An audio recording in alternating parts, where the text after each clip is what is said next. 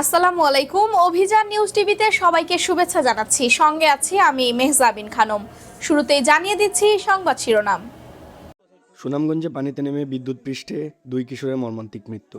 বিস্তারিত জানাচ্ছিলেন শাল্লা সুনামগঞ্জ প্রতিনিধি মোহাম্মদ দিলওয়ার হোসেন। সুনামগঞ্জের শাল্লা উপজেলার কান্দিগাঁও শান্তিনগর গ্রামে পানিতে গোসল করতে নেমে বিদ্যুৎপৃষ্ট হয়ে দুই কিশোরের মর্মান্তিক মৃত্যু হয়েছে। সোমবার ৩ আগস্ট দুপুরে এ দুর্ঘটনা ঘটে। নিহতরা হলেন মুকলেস মিয়ার ছেলে শাকিল মিয়া এবং শেকুল মিয়ার ছেলে জিল্লু মিয়া। স্থানীয় সূত্রে জানা যায়, গোসলের সময় পানিতে লিক হওয়া বৈদ্যুতিক খুঁটির ছেঁড়া তারের সংস্পর্শে এসে তারা বিদ্যুৎপৃষ্ট হন। পরে সন্ধ্যায় পানির নিচ থেকে তাদের উদ্ধার করে শাল্লা উপজেলা স্বাস্থ্য কমপ্লেক্সে নেওয়া হলে কর্তব্যরত চিকিৎসক তাদের মৃত ঘোষণা করেন।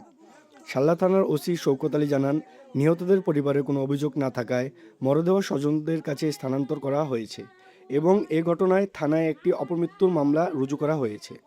একই গ্রামের দুই কিশোরের এমন মর্মান্তিক মৃত্যুতে এলাকায় শোকের ছায়া নেমে এসেছে।